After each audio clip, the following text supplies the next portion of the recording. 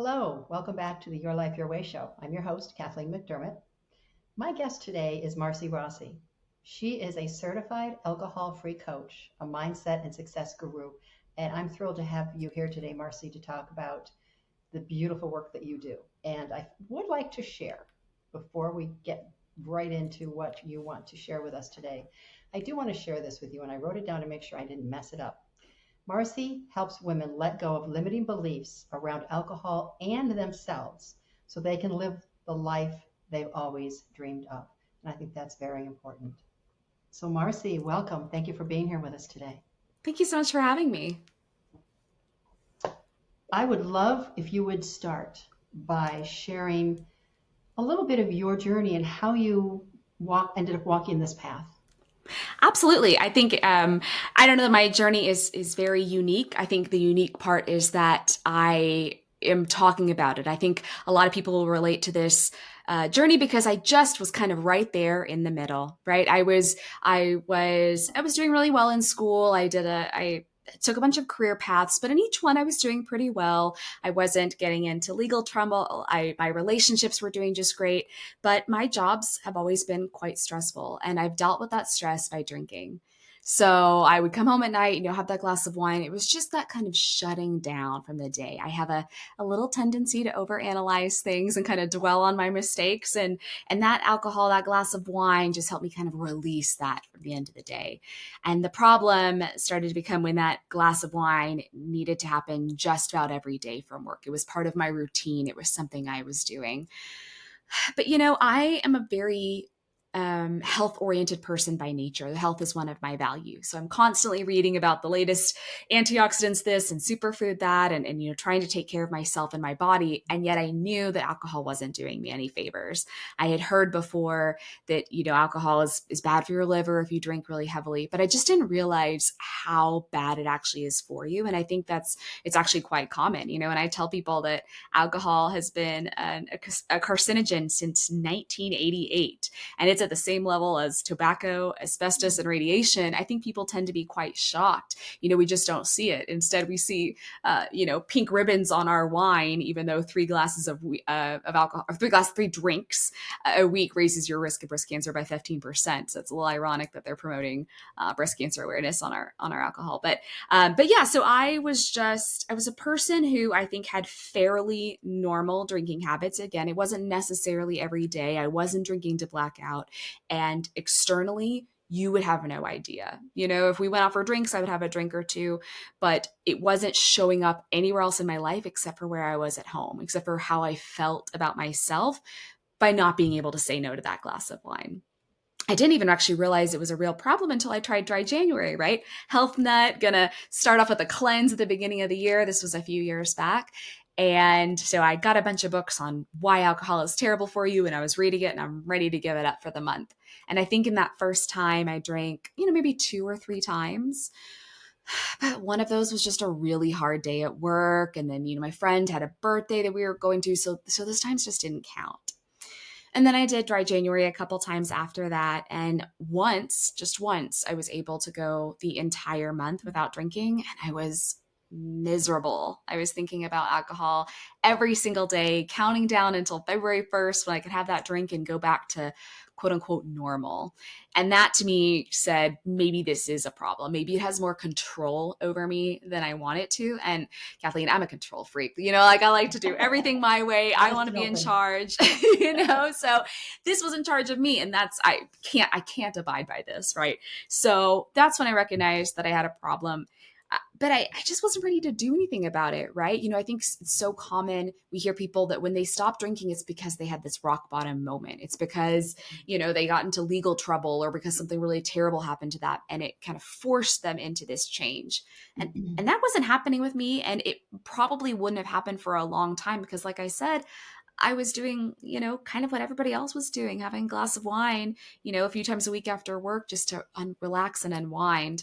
But eventually I didn't want to do that anymore. I recognized that I was tired, that I was worn down, that, I'm drinking to relieve stress and yet I'm still stressed. I want to be healthy and I'm drinking what's essentially a poison. And so when I decided I'm ready to get help, that took a little bit of time, but that's what I did. I found help through actually coaching. I didn't even realize coaching existed. I thought, that's what sports people did. It was foreign in my world. I thought you had to go to AA or rehab, and neither of those settled well with me. So very fortunately, I actually stumbled on a targeted Instagram ad for me telling me that there's this coaching opportunity for, yeah, it's like, I think you need this, girl.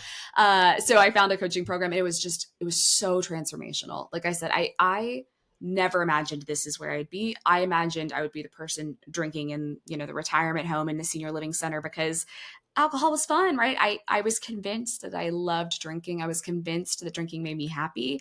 And I was pushing away all the evidence in my life that was showing up that I was not actually happy. I couldn't reconcile these two parts. So thank goodness I stumbled on that coaching program because it was so transformational for me. I was like, that's it. I have to do this. I have to keep passing this on because I cannot believe how much better things are on the other side. I never would have imagined.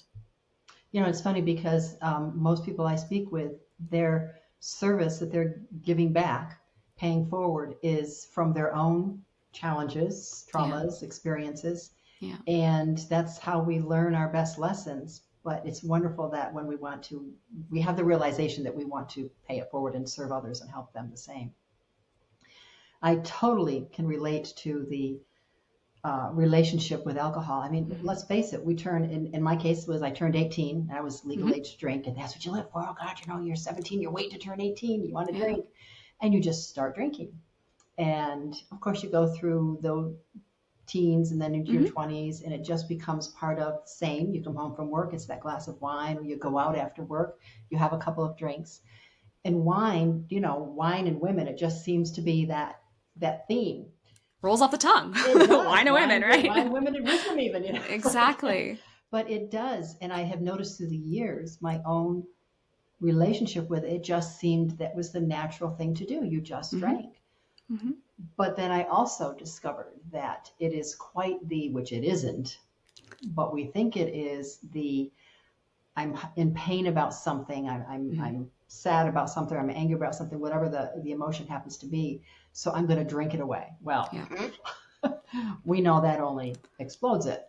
Yes. So it does. It's quite a path. I've looked back because you and I have talked before. So I'm familiar with this, and I've gotten to look back at my own path, and I have anyways, because I'm at a place now that my body has been saying probably for the last year, and it took a while for me to put the correlation together that it's depleting my magnesium and my potassium. And God only knows what else. Yep. So it's been quite a learning experience. Could you explain a little bit further about you're working with clients, and we tend to just think it's the norm, but how do we get to that realization that this really isn't very healthy? Yeah, that's a great question. I think part of it is, recognizing that we've been blindly accepting this, right? This is what adults do. This is what we do when we drink. And I just want to preface all of my conversation by saying, I don't really care if people drink. That's not, my decision. It doesn't affect me in the slightest. If people we all have our habits. No, none of us are perfect. I eat way more sugar than I should, I'll be honest, right? So I'm not perfect either. So everybody can do what they want to do. But the thing is, with sugar, we know it's bad, right? There's no hidden thing. Even the government will tell us that sugar is just not the best for us, right? But when it comes to alcohol, it may cause health problems, is the label that we get from our powers that be. So I think first step is just pausing and asking how alcohol is showing up in your life, and if you like it that way. And if you honestly and truly do, more power to you. You've taken off the blinders and you are acting with intention. I think a lot of problem is that we're not always acting with intention. We're just going with the flow. That's what we do when we're blindly accepting it. So what I have found is that when people start to look at how alcohol is showing up, you're mentioning that it's starting to manifest in physical symptoms. For me, I started turning bright red. I would flush. I noticed it correlated with certain kinds of alcohol, made me flush faster. But I had been drinking since I was 16, and I had turned it into quite a career, especially in college. I was going for the pros.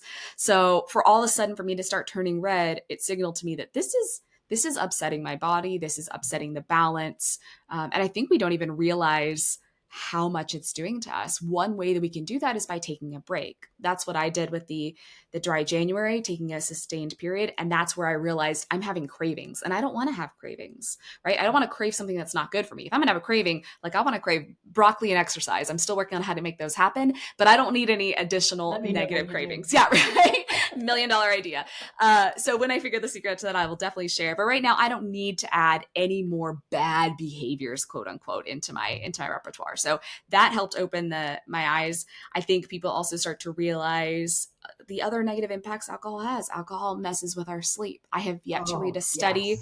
Yes. I have yet to find a study that says alcohol benefits it. You'll see studies that'll say alcohol's good, alcohol's bad, whatever, but I've never seen anything that says alcohol helps you sleep, except for putting you under. It'll help knock you out. It actually used to be used in surgery as an anesthetic, but it was too good at putting people under.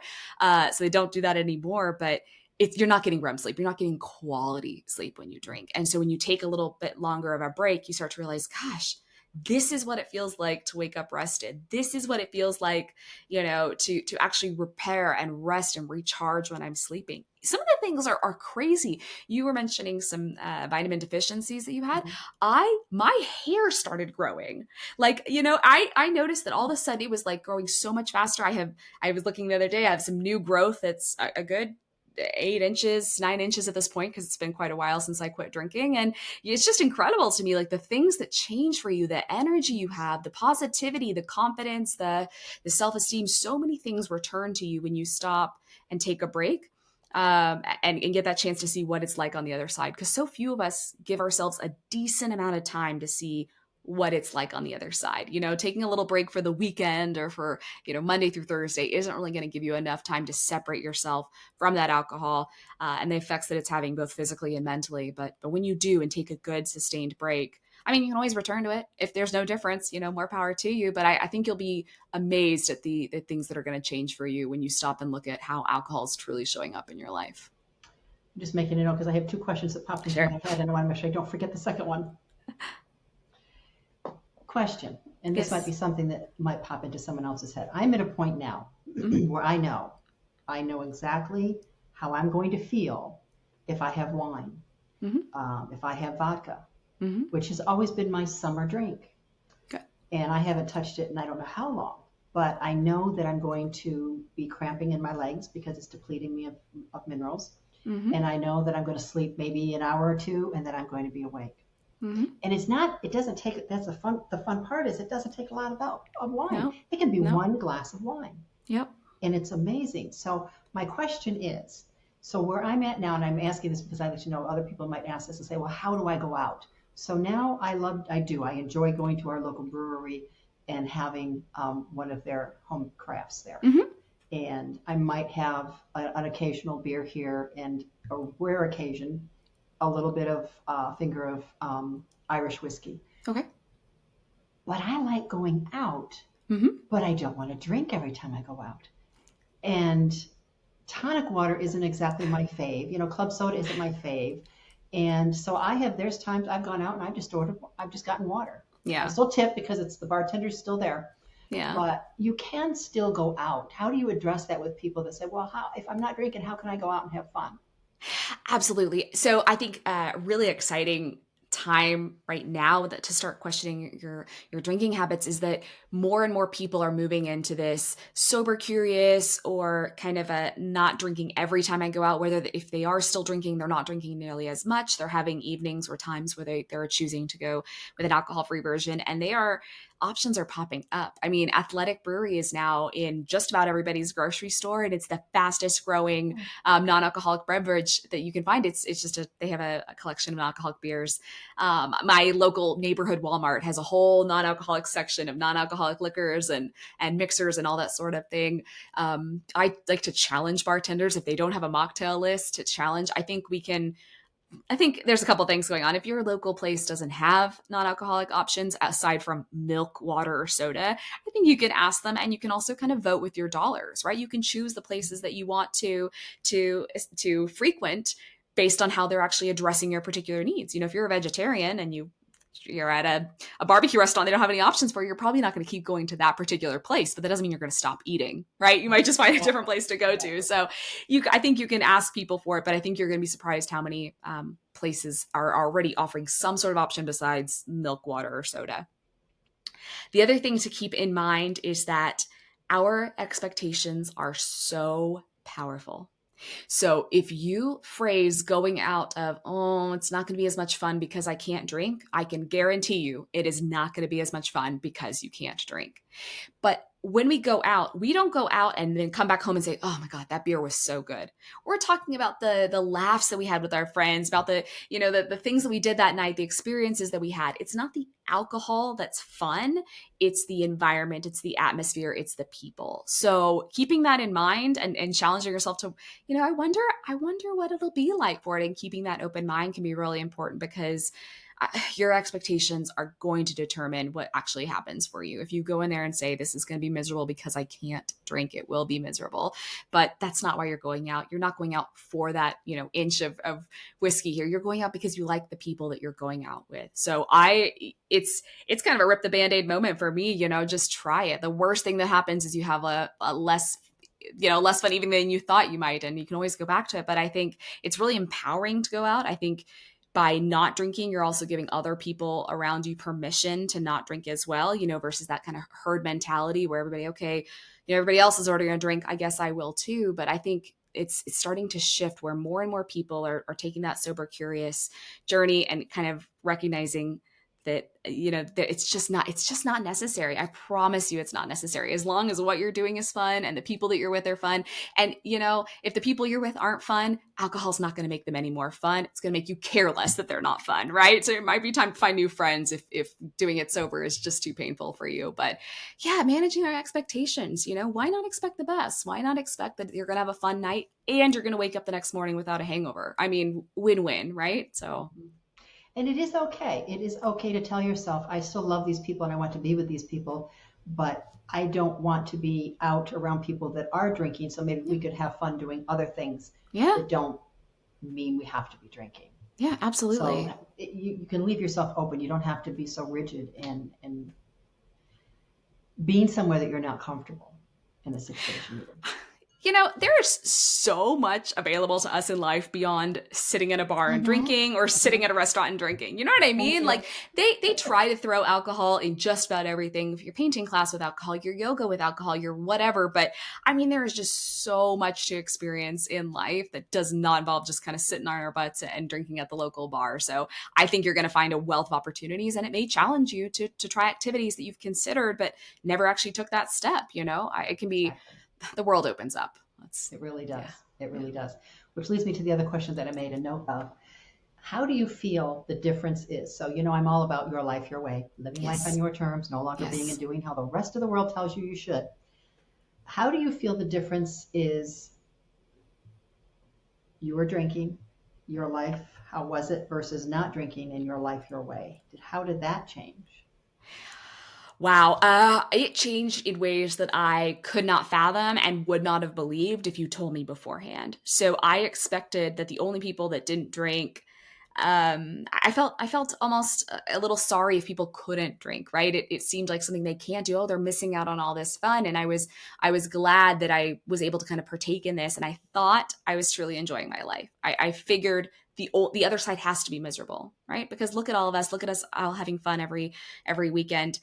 But what I was ignoring is all of the hangovers that I had, all of the anxiety that I had the next morning, where I'm sitting there and like terrified to check my phone of what messages I might have sent or what stupid thing I might have done. And just a lot of just beating yourself up all the time. I never have to worry about what it was I did that yesterday. I never have to look in fear of the text message that I had. I also didn't realize how much I was essentially belittling myself by saying that I needed alcohol, right? I was convinced I needed alcohol to socialize or to network, because alcohol made me funnier. It made me loosen up. It made me easier to speak with other people, to strike up conversations, that sort of thing. And that meant essentially that I was less than.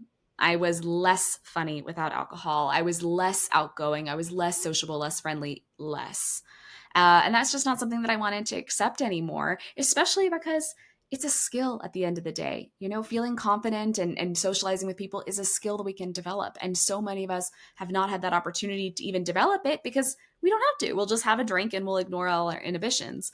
But your inhibitions are there for a reason. It's because it's not comfortable when you do and say stuff that don't represent who it is that you want to represent in the world.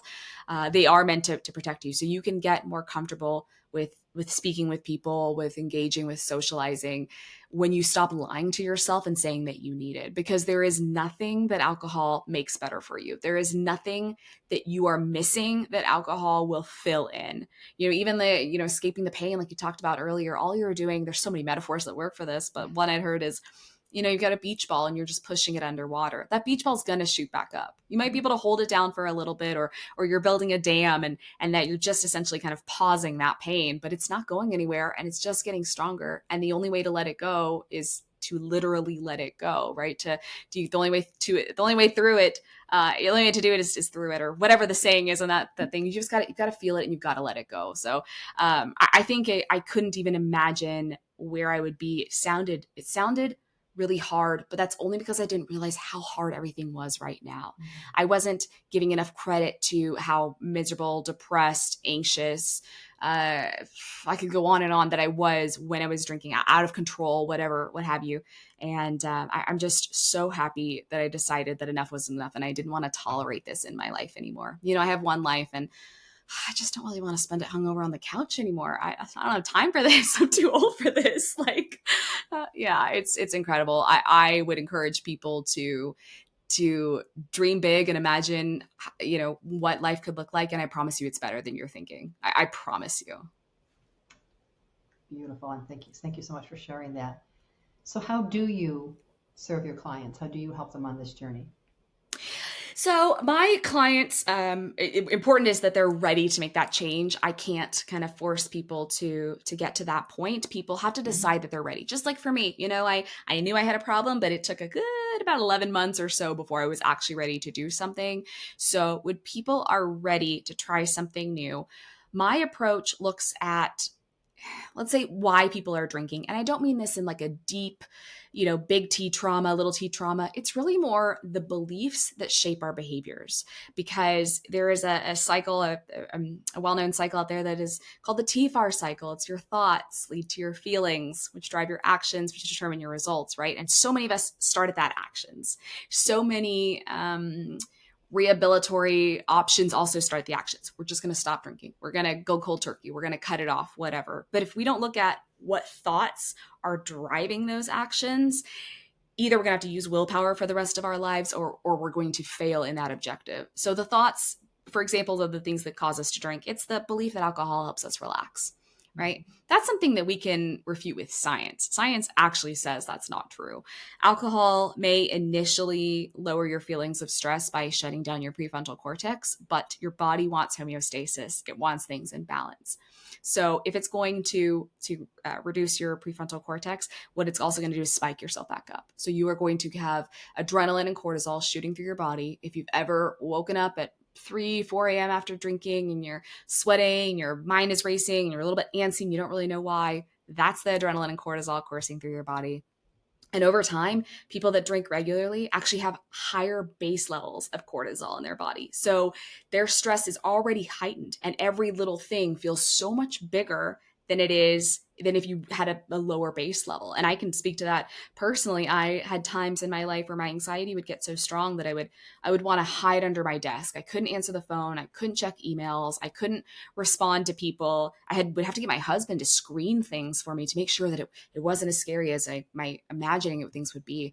And I don't have any of those attacks anymore. I still get stressed sometimes, but nothing to the level that I was before, because my base levels of cortisol, I'm not pumping cortisol into my body every weekend, every evening, every whatever, right? So looking at the science, sometimes we can let those beliefs go. They are just not true. Alcohol is not good for you in moderation. It's not good for you. I mean, I have all the studies. We can go into more details there, but looking at some of the science, we can let them go. Other ones, I can't disprove with science. I don't have a study that says alcohol makes you 27% more confident. I don't have numbers for these things.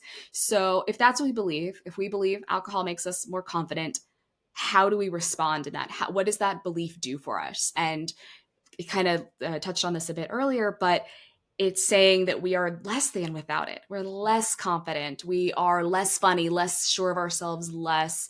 And I think especially women are told that we are less all the time so much, Mhm. and we tell ourselves that all the time so much. We don't need another layer of that, right? I don't need more of beating myself down because I'm amazing at doing it, by myself. So pulling that away and allowing us to strip that away and say, you know what, I'm not less than. Alcohol doesn't make me better. It's preventing me from developing a skill that will actually make me better, right? You can get better at Mm. networking. You can Yes. get better at socializing. So that's the two kind of approaches. It's either we are looking at the science, is it actually true? Or if we can't dispute it, how does that belief show up in our life? What are the other effects that belief is having for us? And is that something that we want to continue to accept? Because you have the power to reframe your beliefs and to let go of things that are no longer serving you. And when you do so, your actions change. They change naturally. I'm not here to, like I said, I'm not here to tell people to stop drinking, but when you let go of those reasons that you think you like to drink, you think it helps you socialize, you think it helps you, feel sexier, you think it helps you feel more sophisticated, whatever. When those strip away, there's no reason that you would drink, right? I don't have to tell myself not to drink because there's nothing appealing. I know it's not going to do any of those things for me. So my behavior changes naturally. My client's behavior will change naturally because where there is no desire for something, there's no temptation. I don't ever have to say, oh, I don't know, should I? Because there's just simply, I know there's nothing it can do for me. Beautiful. Well said. And does someone actually have to have a problem, drinking problem, to work with you? Or can it be that they are looking to improve their overall wellness, health and wellness, that they're looking to maybe find a way to eliminate that from? So how do they have to have a problem to come to you? Problem is relative. I would say to discover how strong alcohol's hold is on you, it can involve kind of doing some of these little tests, right? I did a dry January, and that's where I saw that I think about alcohol too much, and I don't want to think about it. Some people, in terms of problem, there's a much bigger scale, right? Alcohol is actually one of the few drugs in the world that can kill you if you stop suddenly, right? It can cause seizures and it can actually be fatal if you stop suddenly if you are heavily addicted to alcohol. So, of the people that are heavily addicted, about 10% of those are physically addicted. So, I like to preface this by saying, hey, it's really exciting when you stop drinking, but if you are physically addicted, please talk to your doctor. I'm not a doctor and I cannot help wean you off if that is at that level of a quote unquote problem. But if you're trying to drink less or not at all and you're struggling with some of those cravings and triggers, I can potentially jump in there. And that's kind of the sweet spot of the people that I'm working with. It's the people that know they want to change. They can't do it on their own. If they can do it on their own, they don't need me, right? I have some great resources out there, some books that have changed lives just by there. And my father and actually my husband, both of them just quit cold turkey. They just decided one day I don't want to drink anymore, and they're both happier that way. So that's a possibility too. But it's the people that need a little more support. They have to kind of argue with those thoughts in their mind of, oh well, but I'm scared to go socialize with what if I lose my friends because my friends love to drink, and how do I keep this going, right? So that's where some of this coaching can help reframe some of those beliefs and make people more empowered to do what it is that they really want to do, which at the end of the day, we want to enjoy our lives, right? And if you're not enjoying your life because of alcohol showing up, it might be time to let it go.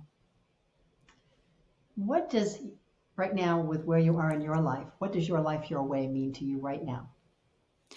Right now, what it is it's an eye-opening experience. I think I didn't realize that I was doing what everyone else was doing without any critical thought. I thought I loved drinking. I Louder, thought I did. louder, you please. right? So I thought I was living my own way, and it was that dry January that helped me realize I'm not living my own way. I am essentially subject to the control of a poison, of a drug. Alcohol is a drug. It's not drugs and alcohol. Alcohol is a drug. It alters your body and mind, so it is a drug. And so I was actually subject to the control of this drug. It was telling me that I needed it to do X, Y, and Z. It was telling me that it's, 4:30 is close enough to 5 o'clock, or, 5 Friday's o'clock basically somewhere. the weekend, right? Essentially. Yeah. It's telling me it's a good deal to have bottomless mimosas because if you were going to buy them, whatever, it had a lot of lies for me. I thought I was living my own way. And it wasn't until I let alcohol go that I discovered so many things, right? I didn't know I wanted to be an entrepreneur. I didn't know that I was creative enough. I would have told you that I wasn't creative enough to do this. I wasn't that kind of person. And so many passions have opened up for me, and energy, that's important too, have opened up for me since letting alcohol go. So every choice I am making is 100% my own at this point. It is not in any way influenced about worrying what my friends are doing or if they're drinking or how this is gonna show up in my life. I drink what I want. I do what I want. I am completely in control because I stopped and asked myself, am I in control? And that is where I learned, no, this is just not, this isn't for me. I've got to try something else. So. And what you've just said in your answer flows over to anything else in your life too, that you realize that you're not living your life your way because you're following the crowd, you're following the conditioning. Yeah. So what you're teaching can definitely apply to so many other areas in life. Yeah. So many doors open up for you. It's just because if you're not willing to accept doing whatever society tells you to do, you might not be willing to accept what your parents are expecting of you or what your spouse is expecting of you or your children or your friends or whatever. When you let that one piece go and you say, no, you're not going to tell me what to do. It's a little easier to tell that to everybody else because we all just have one life at the end of the day. Right. And like I said, I'm here to enjoy it. And I just wasn't enjoying it that way. I can't stress enough how much better it is on the other side. So. Well, you radiate Thank you. the truth that's yours, the grace that you have, the strength and the courage that you've experienced in walking this path. And you definitely have the passion to help others find their way as well. Yes. So I appreciate everything that you've shared here today. How can folks find you and continue a conversation with you? Absolutely. So I love talking, as you can tell, I can talk about this all day long, but I love talking to people about alcohol, about changing their lives. And so I'm on the socials everywhere at Coach Marci Rossi. I have my website that you can send me messages there. I just love opening the doors for people to have that conversation because I think a lot of us don't. We think there's something wrong with us. We think the fact that, it's starting to affect us physically means there's something wrong with us, that we can't handle it anymore. And maybe you're just not meant to handle drinking poison all the time, right? It's just kind of opening these conversations, I think, is so key for all of us to truly make our own decisions. So if you have questions, comments, concerns about any of this, I love chatting it up. I'm most active on Instagram, but you'll find me, Marci Rossi. And the website, I believe, is marcirossi.com. That's it. And I think you had a free gift you wanted to mention to share with the listeners. Absolutely. I have a couple things. So one is if you're thinking, maybe I do want to take a closer look at this alcohol journey. One of the resources on my website is 5 things to do before you quit drinking. And I'm going to go ahead and spoil number 1 for you because I already touched on it. It's to talk to your doctor if you think you might be physically addicted. I don't want to put anybody at risk here just because I've talked about how amazing it is on the other side. I want you to do it the safe way. So that's the first step in there, but there's some other steps in there to make sure that you are kind of doing this in a way that's going to get you the best result at the end. I have other lists on there. I have 50 things that you can do without alcohol. We talked earlier about how do you socialize with your friends. I got 50 things on there right on my website that you can go do to kind of that doesn't involve just sitting around the house, sitting around Netflix and chilling with wine, sitting around at the bar, sitting around the restaurant. I mean, life is meant to be lived, and there are a whole bunch of ideas on there for there.